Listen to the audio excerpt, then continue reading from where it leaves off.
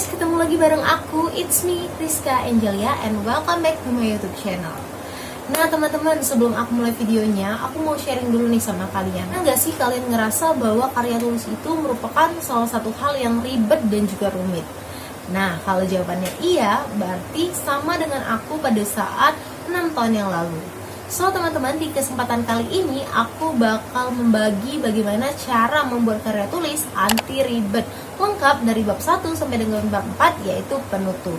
So teman-teman, sebelum aku mulai videonya, aku mau minta bantuan teman-teman untuk support terus channel aku dengan cara klik tombol subscribe, like, share, dan juga komen di bawah untuk video apa saja yang bakal dibahas untuk selanjutnya. So teman-teman, langsung aja, the special for you coming out.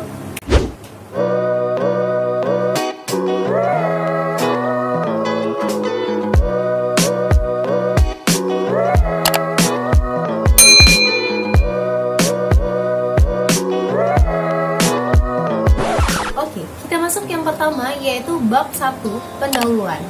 Pendahuluan ini teman-teman meliputi latar belakang, rumusan masalah, tujuan kepenulisan, dan juga manfaat kepenulisan. Nah teman-teman, kita masuk yang pertama, yaitu latar belakang. Untuk menulis sebuah latar belakang, kita harus memulainya dengan mengapa ide kita tersebut penting untuk diangkat dan apa yang menarik dari ide tersebut. Nah, kita harus tonjolkan hal-hal seperti itu teman-teman. Lalu, untuk cara penulisannya, kita dapat memulainya dengan sesuatu yang umum terlebih dahulu, baru kita membahas untuk sesuatu yang khususnya teman-teman. Nah, selanjutnya teman-teman, di latar belakang jangan lupa tekankan kebermanfaatan dari ide kita dan juga didukung dengan data. Nah, pada latar belakang ini teman-teman, nanti di akhir paragraf teman-teman juga memberikan inovasi dari penulisan kalian itu idenya seperti apa. Namun tidak dijelaskan secara keseluruhan, hanya sedikit saja. Hal ini akan membuat juri penasaran dengan tulisan kalian atau karya tulis kalian dan tertarik untuk membaca selanjutnya. Karena mengapa kita hanya menjelaskan sedikit? Karena untuk secara keseluruhan bakal kita jelasin di isi. Nanti setelah ini bakal aku kasih contohnya. Udah aku jelaskan di bagian latar belakang, jadi kita bisa memulai penjelasannya dengan yang menjelaskan hal-hal yang umum terlebih dahulu. Ini aku membuat karya tulis tentang digital library. Jadi di sini aku membahas tentang perpustakaan pada umumnya itu seperti apa. Jadi aku bahas dulu tentang perpustakaan seperti apa. Nah, lalu aku jelaskan lagi menggunakan kalimatku sendiri bahwa perpustakaan itu diharapkan dapat menjadi tempat yang mampu membangun budaya membaca pada masyarakat Indonesia, terutama generasi muda. Generasi muda dalam hal ini adalah anak-anak, pelajar, mahasiswa sebagai penerus bangsa dan tentunya akan menjadi lebih maju apabila memiliki budaya membaca. Nah, namun pada kenyataannya budaya membaca pada masyarakat Indonesia, terutama kalangan muda, masih sangat jauh tertinggal apabila dibandingkan dengan negara lain. Nah, aku masukin data-data yang menunjang tentang penjelasan yang kita bilang tadi bahwa minat membaca itu masih bertolak belakang dan sangat rendah sekali di negara kita Indonesia. Ya, aku masukin datanya seperti ini teman-teman, dibandingkan negara-negara ASEAN lainnya seperti Filipina dan lain sebagainya. Seperti itu kira-kira pembahasan untuk bab 1 pendahuluan di bagian latar belakang. Untuk selanjutnya masih pada bab 1 teman-teman, yaitu rumusan masalah. Nah, untuk rumusan masalah ini merupakan poin-poin yang akan kita angkat pada ide yang akan kita tulis ya teman-teman. Nah, poin-poin ini teman-teman berupa pertanyaan. Biasanya itu bisa meliputi 5W plus 1H. Namun di sini untuk rumusan masalah, aku sarankan teman-teman hanya membuat 3 rumusan masalah saja. Nah, biasanya kalau aku membuat 3 rumusan masalah tersebut, yaitu apa saja kegunaan dari karya kita, bagaimana implementasinya, dan juga kebermanfaat dari karya kita. Nah, yang pertama tadi, jadi kita jelaskan nanti seperti apa konsep dari karya tulis kita. Selanjutnya, implementasinya itu seperti apa. Jadi ketika kita membahas suatu ide, itu tidak hanya sebuah inovasi, tidak hanya sebuah ide saja, namun dapat diimplementasikan atau dapat diwujudkan. Dan terakhir, tentunya kebermanfaatan teman-teman, kebermanfaatan karya kita itu untuk lingkungan, untuk diri sendiri, atau untuk mencakup yang lebih besar, itu harus ditekankan teman-teman. Nah, selanjutnya untuk tujuan teman-teman. Tujuan pada karya tulis ini teman-teman adalah hal yang ingin kita capai dari rumusan masalah teman-teman. Jadi pencapaian dari rumusan masalah. Nah, hal ini juga harus sama teman-teman. Misal rumusan masalahnya ada 3, berarti kita harus membuat tujuan dari karya tulisnya juga 3. Nah, untuk selanjutnya itu ada manfaat kepenulisan, dimana untuk manfaat ini teman-teman merupakan kebermanfaatan dari ide kita teman-teman. Jadi kita ceritakan sedikit dulu di manfaat ini tentang kebermanfaatan dari ide kita, namun akan lebih lengkap kita jelaskan pada isi.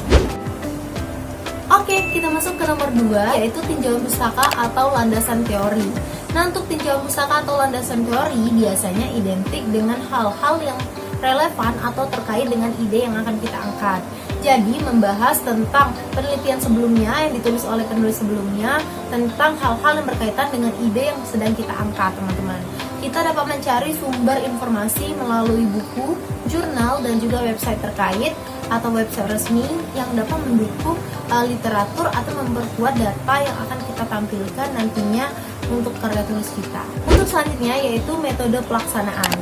Nah, pada metode pelaksanaan ini teman-teman biasanya meliputi 2 hal, yaitu studi literatur dan juga pengukuran secara langsung atau eksperimen. Untuk studi literatur biasanya itu based on data. Jadi kita bisa mencari sumbernya dari buku, jurnal, skripsi, dan juga website terpercaya. Sedangkan untuk eksperimen teman-teman biasanya kita menuliskannya secara lebih lengkap. Kita harus menuliskan waktu dan tempatnya, teknik pengumpulan data, baik itu secara angket maupun wawancara maupun yang lainnya. Selanjutnya kita juga harus menekankan, nah di sini yang merupakan hal yang harus kita buat teman-teman ya pada saat membuat karya tulis, karena ini merupakan poin plus menurutku teman-teman. Nah, jadi pada karya tulis biasanya kan kita membahas tentang suatu ide. Nah, kita dapat membuat desain atau prototipe dari ide tersebut teman-teman. Jadi kita masukkan di sini teman-teman. Nah, hal tersebut akan menunjukkan kesungguhan kita dan pemahaman kita yang baik mengenai ide yang sedang kita angkat. Nah, hal ini tentunya akan menarik perhatian juri. Jadi kita bisa menunjukkan desainnya seperti apa. Kita juga bisa menunjukkan kerangka berpikir teman-teman pada bagian ini, karena hal tersebut dapat menggambarkan secara langsung tentang ide yang akan kita angkat. Contohnya bakal aku tampilkan setelah ini. Di bagian metode pelaksanaan, saya membahas bagaimana kita harus menampilkan sesuatu yang unik, di mana kita harus menampilkan yang namanya kerangka berpikir, desain, ataupun prototipe dari produk yang akan kita berikan atau kita angkat pada karya tulis kita. Nah, di sini aku kasih contoh tentang kerangka berpikir, di mana ini penelitiannya tentang petani di desa Sungai Pinang dan juga varietas padi Intara 2. Nah, di mana ini kerangka berpikirnya seperti ini teman-teman. Tidak harus kita jelaskan pada bab 3 tersebut, namun hanya kita bentuk bagan seperti ini berupa kerangka berpikir, di mana nanti penjelasannya ini sebenarnya kalau dari bagan ini pun sudah bisa dibaca, namun penjelasannya nanti lebih detail lagi kita bahas di isi. Seperti ini kan, di mana petani dan varietas Intara 2 ini saling berpengaruh dan mempengaruhi yang namanya produksi, harga, dan juga penerimaan. Nah, ini yang mempengaruhinya ada karakteristik dari petani dan juga indikatornya. Yang mempengaruhinya juga ada pendapatan yang meliputi biaya variabel, biaya tetap, dan lain sebagainya. Seperti ini teman-teman. Nah, jadi untuk desain seperti ini teman-teman. Jadi ini desain aplikasi yang pernah saya buat. Jadi semacam blog, tapi bukan blog, namanya Wikispace. Jadi ini kayak tujukan untuk sekolah saya dulu. Jadi ini nanti anak-anak bisa belajar pelajaran yang ada di sekolah, bisa chatting juga di bagian sininya. Nah, ini bagian depannya, terus ada juga ini bagian bawahnya kayak ada pengenalan tentang bahasa Indonesia, bahasa Inggris, bahasa Jerman, ini pemilihannya. Jadi ini kayak judulnya Wikispace for Educational and Social Media. Jadi kayak sosial medianya ada, pelajarannya ada, seperti itu teman-teman. Untuk contoh desain yang kira-kira bisa teman-teman tampilkan di bagian metode dan pelaksanaan. Oke, next kita masuk ke bab 4, yaitu hasil dan juga pembahasan. Nah, untuk hasil dan pembahasan ini teman-teman, yang pertama teman-teman dapat memulainya sama, itu dengan hal yang umum terlebih dahulu, baru merucut yang khususnya teman-teman. Nah, untuk hasil dan pembahasan ini teman-teman, kalian dapat memulainya dengan desain dari produk kalian teman-teman. Karena di bab 4 tadi kalian hanya menampilkan desainnya, nah di bab 5 ini kalian menjelaskan melalui desain tersebut teman-teman. Karena biasanya penjelasan melalui desain itu akan lebih diminati dan juga lebih mudah untuk dipahami. Kalian jelaskan beberapa komponennya seperti apa, perwujudannya seperti apa. Nah, jadi nanti yang akan kalian tekankan di situ yang pertama itu kebermanfaatannya, uniknya produk atau ide kalian, dan juga dapat diimplementasikannya.